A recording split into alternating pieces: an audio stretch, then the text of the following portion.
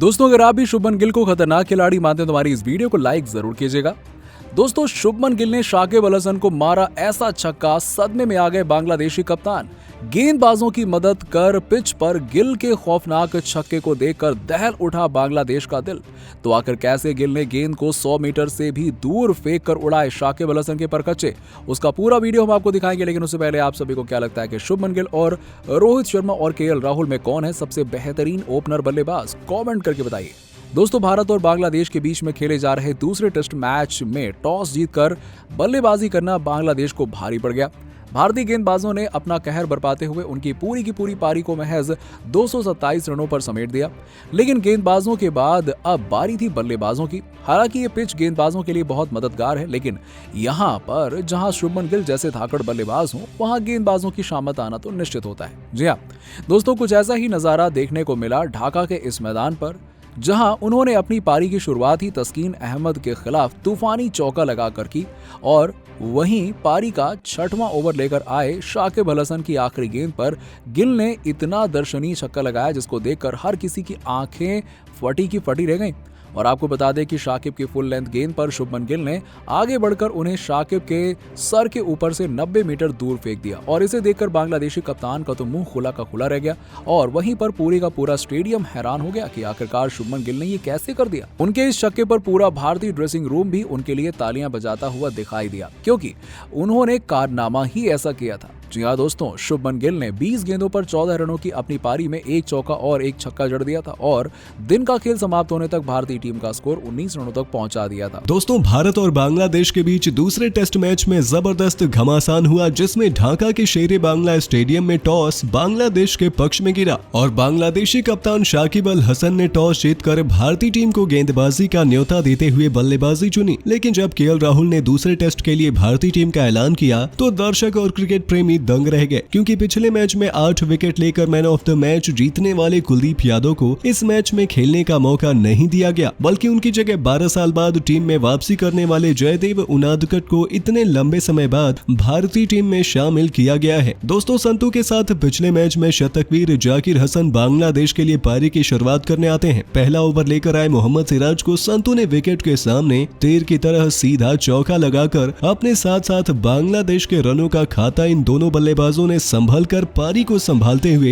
10वें ओवर में बांग्लादेश की टीम को 22 के स्कोर तक पहुंचा दिया था। और भारतीय टीम के लिहाज से ये एक मनोवैज्ञानिक जीत थी, लेकिन विकेट न ले पाना हमारे लिए सबसे बड़ी चिंता की बात थी। दोस्तों बांग्लादेश के चेहरे पर सुकून था, लेकिन महज 2 ओवरों में ही पूरे गेम का पासा पलट गया। जी हां, 15वें ओवर में 12 साल बाद टीम में वापसी करने वाले जयदेव उनादकट ने भारत के विकेटों का सूखा खत्म किया। उन्होंने अपनी घातक गेंद से तूफानी बल्लेबाजी कर रहे संतों को 15 के स्कोर पर कप्तान केएल राहुल के हाथों कैच आउट करवाकर पवेलियन की राह दिखा दी। 39 के स्कोर पर बांग्लादेश को पहला झटका लगा। जाकिर हुसैन के आउट होने के बाद बल्लेबाजी करने आए मोमिनुल हक, लेकिन अब शेर के मुंह में खून लग गया था। अगला ओवर लेकर आए कलाई के जादूगर रविचंद्र अश्विन ने संतों को अपनी फिरकी के जाल में फंसाकर चारों खाने चित कर दिया और 39 के स्कोर पर ही संतों एलबीडब्ल्यू आउट होकर पवेलियन चले गए। उन्होंने 24 रनों की अपनी पारी में 3 चौके भी लगाए थे, जिनके आउट होने के बाद अब बल्लेबाजी करने बांग्लादेश के कप्तान शाकिब अल हसन आते हैं। दोस्तों बांग्लादेश अचानक से मुसीबतों के दलदल में फंस गई थी, जहां से अब उन्हें उबारने की जिम्मेदारी अपने कंधों पर उठाई शाकिब अल हसन के साथ मोमिनुल हक की जोड़ी ने। आपको बता दें शाकिब अल हसन ने बल्लेबाजी में उतरते ही रविचंद्र अश्विन को आड़े हाथों ले लिया और 2 गेंदों पर पहले एक चौका और उसके बाद एक तूफानी छक्का बटोरकर उन्होंने अपने आक्रामक इरादे भारतीय खेमे को जाहिर कर दिए थे। केवल इतना ही नहीं, दूसरे छोर से लंबे समय बाद प्लेइंग 11 में शामिल होने वाले मोमिनुल हक ने भी रॉकेट की रफ्तार से रन बनाना शुरू कर दिया। इन दोनों ने देखते ही देखते लंच तक बांग्लादेश का स्कोर 82 रनों तक पहुंचा दिया था। लेकिन दोस्तों लंच के बाद आते ही उमेश यादव ने पलक झपकते ही बांग्लादेशी कप्तान को पवेलियन भेज दिया।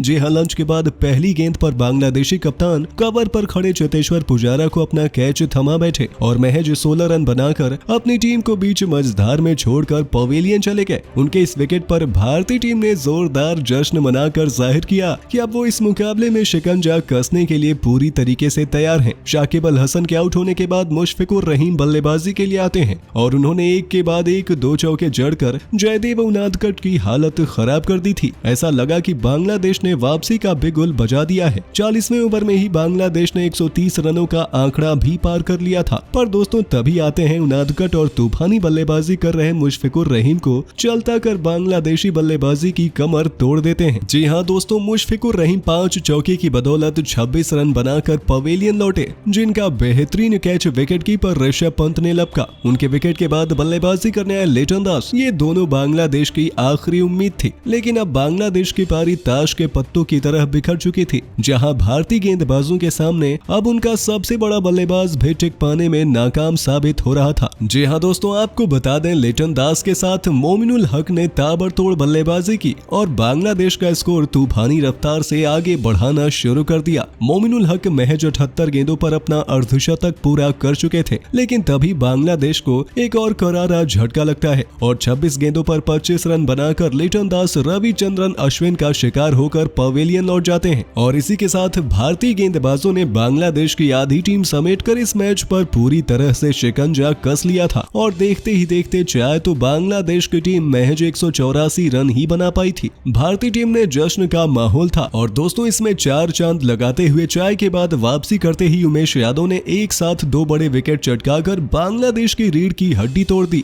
जी हाँ, आपको बता दें उन्होंने पहले मेहदी हसन मिराज को 15 के स्कोर पर चलता किया, तो फिर कुछ गेंदों में नूरुल हसन को भी 6 रनों के स्कोर पर पवेलियन की शोभा बढ़ाने भेजकर बांग्लादेश को पूरी पारी तहस नहस कर दी और 219 रनों के स्कोर पर उनके 7 विकेट पवेलियन में थे। हालांकि मोमिनुल हक एक शानदार पारी खेलकर नाबाद थे, लेकिन ये खिलाड़ी भी भारतीय गेंदबाजों के सामने ज्यादा कुछ नहीं कर पाया और देखते ही देखते बांग्लादेश की पूरी पारी सिमट गई, जिसके बाद भारतीय टीम अब बल्लेबाजी से तबाही मचाकर इस मुकाबले में बड़ी ही आसानी से अपना कब्जा जमा लेगी। पहले टेस्ट मैच में शर्मनाक हार का मुंह देखने वाली बांग्लादेश के इरादे बुलंद थे और टॉस भी बांग्लादेश के पक्ष में गिरा। जी हां, बांग्लादेशी कप्तान शाकिब अल हसन ने टॉस जीतकर भारतीय टीम की गेंदबाजी को न्योता दिया और पहले बल्लेबाजी चुनी, लेकिन जब केएल राहुल ने दूसरे टेस्ट के लिए भारतीय टीम का ऐलान किया तो एक दर्शक और क्रिकेट प्रेमी दंग रह गया, क्योंकि पिछले मैच में 8 विकेट लेकर मैन ऑफ द मैच जीतने वाले कुलदीप यादव को इस मैच में खेलने का मौका ही नहीं दिया गया है, बल्कि उनकी जगह 12 साल बाद टीम में वापसी करने वाले जयदेव उनादकट को इतने लंबे समय बाद भारतीय टीम में शामिल किया गया है। दोस्तों संतों के साथ पिछले मैच के शतकवीर जाकिर हसन बांग्लादेश के लिए पारी की शुरुआत करने आते हैं। पहला ओवर लेकर आए मोहम्मद सिराज को संतों ने विकेट के सामने तीर की तरह सीधा चौका लगाकर अपने साथ साथ बांग्लादेश के रनों का खाता खोला। दूसरे ही ओवर में भारतीय टीम के हाथ एक सुनहरा मौका आया, लेकिन मोहम्मद सिराज की गलती से वो हाथों से भी चला गया। बता दें पारी का दूसरा ओवर लेकर आए उमेश यादव की पहली ही गेंद पर जाकिर हसन ने मिड विकेट की तरफ बड़ा शॉट खेला और बाउंड्री पर मोहम्मद सिराज फील्डिंग कर रहे थे। गेंद हवा में थी और वो उस तक पहुंच भी गए थे, लेकिन अंत में उन्होंने ये आसान सा कैच टपका दिया, जिस पर विराट कोहली भी बेहद गुस्से में दिखाई दिए। जीवनदान मिलने के बाद जाकिर हसन को संभालना चाहिए था और अपना विकेट बचाने के लिए खेलना चाहिए था, लेकिन इस बल्लेबाज ने आक्रामक रुख अपनाना पसंद किया। हालांकि दोस्तों सिराज के साथ उमेश के सामने बड़ा शॉट खेलकर रन बना पाना इतना भी आसान नहीं था। इन दोनों के सामने बांग्लादेश एक एक रन बनाने के लिए भी जद्दोजहद कर रही थी, लेकिन जाकिर हसन तो कॉन्फिडेंस से भरे हुए थे। इसी के चलते उन्होंने उन्हें जीवन दान देने वाले सिराज के खिलाफ पॉइंट को चीरते हुए ऐसा खतरनाक चौका लगाया जिसे देखकर हर कोई हैरान था। ऐसा लग रहा था कि ये बल्लेबाज एक बार फिर तबाही मचाने के मूड से उतरा है, लेकिन हालांकि 10वें ओवर में बांग्लादेश की टीम महज 22 रन ही बना पाई थी। भारतीय टीम के लिहाज से ये एक मनोवैज्ञानिक जीत थी, लेकिन विकेट न ले पाना हमारे लिए सबसे बड़ी चिंता की बात थी। बांग्लादेश खेमे में तो खुशियों की लहर दौड़ गई थी, लेकिन दोस्तों महज 2 ओवरों में ही पूरे गेम का पासा पलट गया। जी हां, 15वें ओवर में 12 साल बाद टीम में वापसी करने वाले जयदेव उनादकट ने भारत के विकेटों का सूखा खत्म किया। उन्होंने अपनी घातक गेंद से तूफानी बल्लेबाजी कर रहे संतों को 15 के स्कोर पर कप्तान केएल राहुल के हाथों कैच आउट करवाकर पवेलियन की राह दिखा दी। 39 के स्कोर पर बांग्लादेश को पहला झटका लगता है। इस विकेट पर भारतीय टीम का जश्न देखते ही बनता था। जाकिर हुसैन के आउट होने के बाद बल्लेबाजी करने आए मोमिनुल हक, लेकिन अब शेर के मुंह में खून लग गया था। अगला ओवर लेकर आए कलाई के जादूगर रविचंद्रन अश्विन ने संतों को अपनी फिरकी के जाल में चारों खाने चित कर दिया और 39 के स्कोर पर ही संतों LBW डब्ल्यू आउट होकर पवेलियन चले गए। उन्होंने 24 रनों की अपनी पारी में 3 चौके भी लगाए थे, जिनके आउट होने के बाद बांग्लादेशी बल्लेबाज कप्तान शाकिब अल हसन आते हैं। दोस्तों, बांग्लादेश अचानक से मुसीबतों के दलदल में फंस गई थी, जहां से अब उन्हें उबारने की जिम्मेदारी अपने कंधों पर उठाई शाकिब अल हसन के साथ मोमिनुल हक की जोड़ी ने। यहां से भारतीय टीम इस मैच पर पूरी तरीके से शिकंजा कसना चाहती थी, लेकिन इन दोनों खिलाड़ियों के इरादे तो कुछ और ही थे। उन्होंने बांग्लादेश की पारी को संभालते हुए भारतीय गेंदबाजों पर काउंटर अटैक करना शुरू कर दिया। आपको बता दें, शाकिब अल हसन ने बल्लेबाजी में उतरते ही रविचंद्र अश्विन को आड़े हाथों लिया और 2 गेंदों पर पहले एक चौका और उसके बाद एक तूफानी छक्का बटोरकर उन्होंने अपने आक्रामक इरादे भारतीय खेमे को जाहिर कर दिए थे। केवल इतना ही नहीं, दूसरे छोर से लंबे समय बाद प्लेइंग 11 में शामिल होने वाले मोमिनुल हक ने भी रॉकेट की रफ्तार से रन बनाना शुरू कर दिया। इन दोनों को देखते ही देखते लंच तक बांग्लादेश का स्कोर 82 रनों तक पहुंच गया था, जहां भारतीय टीम केवल 2 सफलता हासिल कर पाई थी। लेकिन दोस्तों, लंच के बाद आते ही उमेश यादव ने पलक झपकते ही बांग्लादेशी कप्तान को पवेलियन भेज दिया। जी हां, लंच के बाद पहली गेंद पर बांग्लादेशी कप्तान कवर पर खड़े होकर चेतेश्वर पुजारा को अपना कैच थमा बैठे और महज 16 रन बनाकर अपनी टीम को बीच मझधार में छोड़कर पवेलियन लौट गए। उनके इस विकेट पर भारतीय टीम ने जोरदार जश्न मनाकर जाहिर कर दिया कि अब वो इस मुकाबले में शिकंजा कसने के लिए पूरी तरीके से तैयार हैं। शाकिब अल हसन के आउट होने के बाद मुशफिकुर रहीम बल्लेबाजी करने आते हैं और 36 ओवरों में बांग्लादेश गिरते पड़ते 100 रनों तक पहुंची थी। लेकिन दोस्तों, मुशफिकुर रहीम ने मैदान में उतरते ही ताबड़तोड़ बल्लेबाजी करनी शुरू कर दी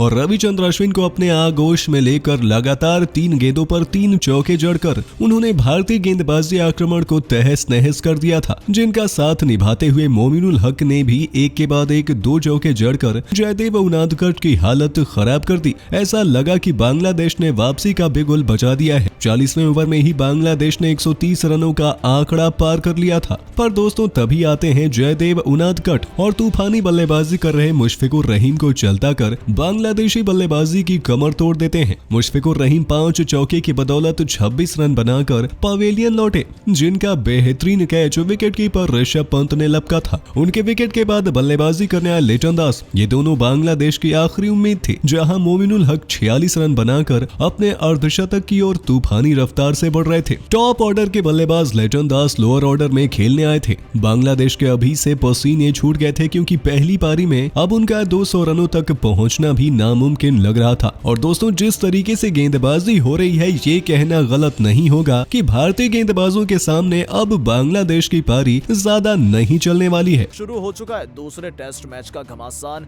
जहां शेर बांग्ला स्टेडियम में भारतीय टीम बदलना चाहती है इतिहास। जब इस मैदान पर सिक्का उछला तो गिरा बांग्लादेश के कप्तान शाकिब अल हसन के पक्ष में, जिन्होंने भारतीय टीम की गेंदबाजी का न्योता देते हुए बल्लेबाजी चुनी। लेकिन जब केएल राहुल ने दूसरे टेस्ट के लिए भारतीय टीम का ऐलान किया तो एक दर्शक और क्रिकेट प्रेमी दंग रह गया, क्योंकि पिछले मैच में 8 विकेट लेकर मैन ऑफ द मैच जीतने वाले कुलदीप यादव को इस मैच में खेलने का मौका नहीं दिया गया है, बल्कि उनकी जगह 12 साल बाद टीम में वापसी करने वाले जयदेव उनादकट को इतने लंबे समय बाद भारतीय टीम में शामिल किया गया है। दोस्तों, संतों के साथ पिछले मैच के शतकवीर जाकिर हसन बांग्लादेश के लिए पारी की शुरुआत करने आए।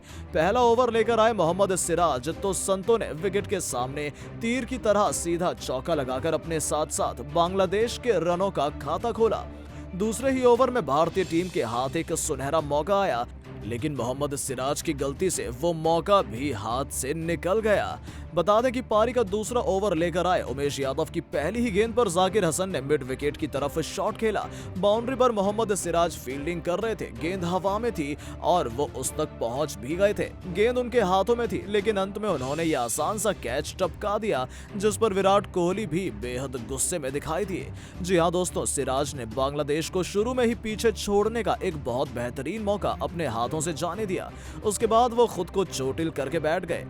उनके बाएं कंधे में चोट लगी थी। भारतीय खेमे में टेंशन बढ़ने लगी थी, क्योंकि वो हमारे सबसे अहम गेंदबाज थे। हालांकि थोड़ी देर बाद वो दोबारा फील्डिंग करने लगे, तब जाकर भारतीय टीम की जान में जान आई।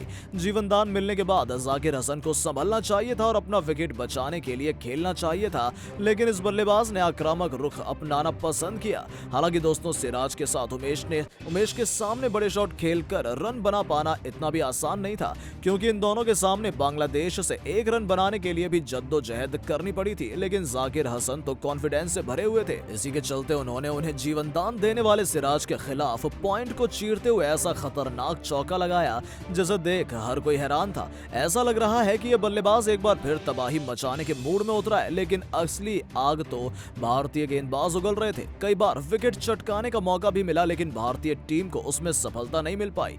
टेस्ट मैच के लिहाज से भारतीय टीम के शानदार शुरुआत उनको मिली, लेकिन जिस उत्तम दर्जे की भारत की गेंदबाजी है, सभी ने यही भरोसा किया है कि भारतीय टीम शुरुआती ओवरों में ही 1 से 2 विकेट चटका देगी। हालांकि हमारी इन उम्मीदों पर इन दोनों दहाकड़ बल्लेबाजों ने पानी फेर दिया। जी हां दोस्तों, उमेश यादव को निशाना बनाते हुए मिड विकेट से चौके के लिए भेजकर संतों ने अपनी टीम का स्कोर 7 ओवरों में 18 रनों तक पहुंचा दिया था। हालांकि अभी अभी एक टेस्ट में शुरू हुआ है और उसके बावजूद भारतीय खेमे में चिंता बढ़ने लगी थी। इसी के चलते बहुत जल्द गेंदबाजी में बदलाव हुआ और जयदेव उनादकट गेंदबाजी आक्रमण की कमान संभालने के लिए आ गए और दोस्तों आते ही उन्होंने अपना जादू बिखेर दिया था। जाकिर हसन उनकी फुल लेंथ गेंद पर चारों खाने चित हो गए थे और गेंद बल्ले का बाहरी किनारा लेकर हवा में चली गई। हालांकि हर बार की तरह इस बार भी फील्डर गेंद से दूर रह गया और भारत को दोबारा सफलता हासिल नहीं हो पाई। 10 ओवरों में बांग्लादेश की टीम महज 22 रन बना पाई थी। भारतीय टीम के लिहाज से ये एक मनोवैज्ञानिक जीत थी, लेकिन विकेट न ले पाना हमारे लिए सबसे बड़ी जीत की बात थी। और दोस्तों, इसी चिंता को दूर करने के इरादे से भारतीय टीम के सबसे बड़े मैच विनर रविचंद्रन अश्विन गेंदबाजी आक्रमण का मोर्चा संभालने के इरादे से उतर जाते हैं। उन्हें गेंद लेने का मतलब साफ था कि भारतीय टीम विकेट के लिए तड़प रही है। रविचंद्रन अश्विन ने अपने सामने दोनों बांग्ला बल्लेबाजों को नचा दिया। उनकी खतरनाक स्पिन से कई बार ऐसा लगा कि बल्लेबाज का विकेट हमें मिल गया है। हालांकि इस ओवर में भी वही हुआ जो पहले ओवर से होता आया है। भारतीय टीम के पास मौके तो बहुत आए, लेकिन सफलता हासिल नहीं हो पाई। पर पिच के बर्ताव को देखकर भारतीय टीम बेहद खुश है, क्योंकि परिस्थितियां हमारे पक्ष में लग रही हैं। गेंद और बल्ले के बीच जद्दोजहद जारी थी। अब तक के खेल में भारतीय टीम हावी लग रही थी, लेकिन विकेट न ले पाना हमारा एक कमजोर पक्ष था। 14 ओवर में बांग्लादेश ने 38 रन बना लिए थे, लेकिन 15वां ओवर लेकर आए जयदेव उनादकट ने दिखाया अपना जलवा और अपनी घातक गेंद से खतरनाक बल्लेबाजी कर रहे जाकिर हुसैन को 15 के स्कोर पर कैच आउट करवाकर भारतीय टीम को पहली सफलता दिला दी। और जिस तरीके से भारतीय गेंदबाज बॉलिंग कर रहे हैं, निश्चित ही वो बड़ी ही आसानी से बांग्लादेश की धज्जियां उड़ाकर रख देंगे। लेकिन आपको क्या लगता है कि कुलदीप यादव को प्लेइंग 11 से बाहर करना कितना सही था? अपनी राय नीचे कमेंट बॉक्स में जरूर दें और ऐसी शानदार खबरों के लिए चैनल को सब्सक्राइब जरूर करें। धन्यवाद।